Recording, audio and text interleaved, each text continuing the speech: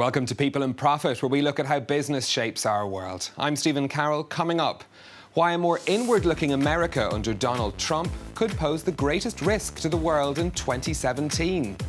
Money for nothing, how Finland's trying out a new system of universal income provided by the state.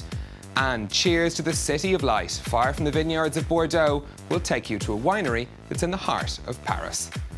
First up, though, a stark warning of what's ahead in 2017. The think tank Eurasia Group has produced its list of risks facing the world this year, and a more independent America under Donald Trump is in the top spot.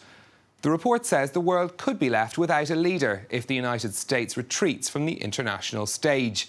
An absence of a superpower, the group claims, is a recipe for near-term chaos. Other risks identified in the report include China overreacting to Trump as president, a weaker Angela Merkel in the EU, stagnation in reforms, and technology causing instability in the Middle East. For more on this, let's speak to Ian Bremmer, president of Eurasia Group, who joins us from New York. Ian, thanks for being with us. You talk about in this report G0, a world without a leader. Why do you think that's imminent at this stage? Well, it's been coming for a long time. The weakness of the transatlantic relationship, the most important alliance in the post-war order, and frankly, the fragmentation that we've seen, the rise of populism across America's most important allies, Brexit and the rest, the dissolution of the Middle East, the failed states that we see post-Arab Spring, the rise of China, particularly economically, in a global way to challenge the U.S., the willingness of the Russians to challenge the U.S. on the security side. But the reason it hit in 2017 is, on top of all of that, the election of Trump, who rejects American exceptionalism and indispensability and wants the Americans to be much more unilateralist, wants to shrug off the responsibilities of U.S.-led multilateral institutions, as well as the strictures of existing American alliances around the world. So I think, even though you could say that you see the erosion of U.S. global leadership and the Pax Americana coming over the past several years, it's with the election of Trump and his inauguration in just a couple weeks' time that we see the formal end of the Pax Americana and the beginning of a true G0. And what sort of effect is that likely to have on the economy, both in the U.S. and elsewhere? Well, in the near term, it's going to be quite positive for the U.S. economy. Keep in mind, you have Republicans that run now not just the presidency, but also the House and Senate. They're going to be oriented towards reducing taxation on corporates, towards limiting the scope of regulation in key industries like finance and energy.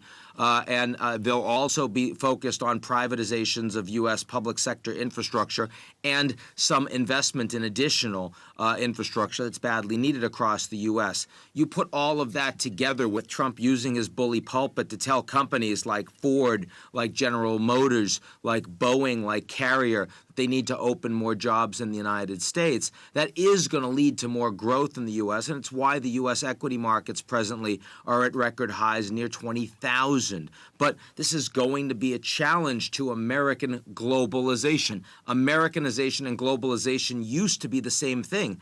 Not true anymore, particularly not true under Trump. And long-term, that not only depresses growth in other countries, but it also leads to a fragmentation of the global order that the U.S. Corporations, which are some of the world's largest, will ultimately be hit by. That's not priced into the markets right now. It probably won't affect U.S. GDP growth in 2017, but over a 4-year period, clearly this is going to be more negative for the Americans as well. I mean, there are people in many other parts of the world who would say that perhaps a shift away from America could be a good thing. Perhaps we should be looking to China for future growth. How do you feel about that?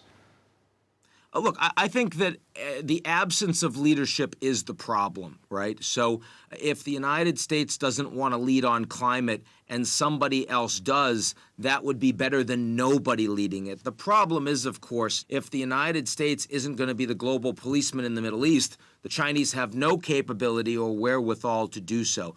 If the United States is not going to lead on climate, the Chinese are too small and not willing to play that role. And also, values do matter. And when the United States wants to be the indispensable power, you do talk about support for things like rule of law and a free market. And I recognize that the Americans can be hypocritical in the way they apply that, both abroad and at home, but still it's better than nothing, where the Chinese are an authoritarian system. They're a state capitalist system, and that has to do a lot with their level of development. But if they are the ones that are going to be leading on standards, then the quality of global standards will diminish significantly. And once again, that'll have a negative impact on global development. You talk in this report as well about how China reacting to Donald Trump's policies will be important to watch. There's also a political transition coming in China.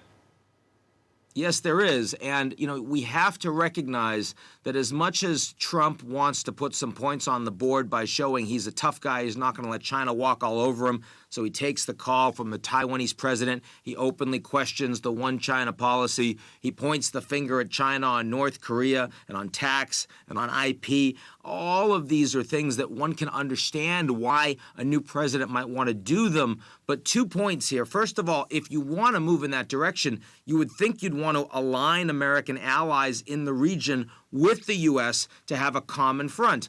Killing the Trans-Pacific Partnership means that those allies are much more concerned about Trump and his, sustainability and strength as an American ally. The other point, the one you just alluded to, is the fact that Chinese President Xi Jinping has his own leadership transition, the five-year Party Congress, coming up in the fall of 2017. And in the run-up to that, he is absolutely going to be at his most insecure and most sensitive to anything that looks like it might be a challenge to his uncontested authority. That'll be true with problems at home. That'll be true with problems abroad. So if Trump wants to test Xi Jinping on Taiwan or North Korea or on currency manipulation, he's going to find the Chinese are likely to overreact to him, and the potential for direct confrontation between the U.S. and China in 2017 is actually quite real. Look, you've given us plenty to worry about in this report. Is there anything that we shouldn't be worried about, that perhaps we can be optimistic about? Hey, I'm generally a quite optimistic person by nature. I mean, existentially, we're all here. That makes me happy. But I've run this firm for 20 years now. 2017 is by far the most challenging geopolitical environment that we have ever encountered. And I'd be hard-pressed not to express that both to you and to this year's report. OK, on that semi-optimistic note, we'll leave it. Ian Bremmer, president of Eurasia Group, thank you for joining us from New York. My pleasure. Next, to an idea that could completely change the way we think about the social safety net. A universal basic income paid to every citizen regardless of whether they earn millions or nothing at all. Finland has recently begun a 2-year trial of the concept, replacing existing welfare payments. But there are questions over how effective universal income is, and particularly whether governments can afford it. Diptika Laurent has the story. It sounds like a revolutionary idea, money for nothing. Finland is trialling an experiment in which 2,000 people will receive 560 euros from the government each month for the next 2 years. That's about 100 euros less than current unemployment benefits for a person without children. The participants were drawn randomly, but they're all aged between 25 and 58 and currently unemployed. We will get information on how this kind of economic incentive affects people's behavior. It is valuable information, and it will enhance the current discussion, which so far has only been based on opinion. Under universal basic income, each citizen, employed or not, receives a monthly stipend from the government, and the person does not need to undergo means testing. Any income earned above that will be taxed accordingly. The Finnish government hopes it will help cut red tape, fight poverty, and help reduce unemployment, currently over 8%. Those in favor of universal basic income say it will create a simpler welfare system, give people the confidence to change careers or start companies. But critics say that a flat rate payment will create an unequal distribution of wealth. They argue it could make people less motivated to go out and work and would put pressure on public services. There are also concerns about how much it will cost governments. The OECD says France, for example, would need to increase tax revenue by 7% of its GDP in order to pay its citizens a universal basic income of around 11,500 euros a year, less than the minimum wage. Nonetheless, several countries are trialling the system, like the Netherlands, Canada and Italy, while Alaska has been giving its residents annual payments as dividends from state oil revenue since the 1980s. Now, navigating the rolling vineyards of Bordeaux or Champagne to find local wineries is a much-loved activity here in France. But now wine lovers in Paris can find producers much closer to home. Urban wineries are a growing trend in the French capital, reviving an age-old tradition of winemaking in the city. Alison Sargent reports. It's a familiar sight in many of France's regions, but this little winery is in the middle of Paris. I'm a Parisian. I was born and raised in Paris. I love this city and I don't really want to leave, but I've always wanted to make wine. I used to work on the sales side. I'd created a company that distributed wine. So that's how I got the idea, by asking myself, can I stay in Paris and make wine? It took 2 years, 400,000 euros, and a mountain of paperwork, but in March 2016, Les Vignerons Parisiens opened its doors in the capital's 3rd arrondissement. The only thing the company doesn't do in Paris is grow the grapes. They come from the Rhône Valley in southeast France. We've taken winemaking in Paris a step further. The sort of pressing that we're doing today, it's the first time that a private company presses the grapes within city limits. Wine lovers can learn all about the crushing process in classes given on site. There are lots of preconceived notions about wine, from putting a silver spoon in a champagne bottle to keep it bubbly, which doesn't work, to thinking red wine is the best pairing for cheese, when white is usually better. There are also lots of misconceptions about the winemaking and maturing process, so it's great to show people how wine is made and how to savour it.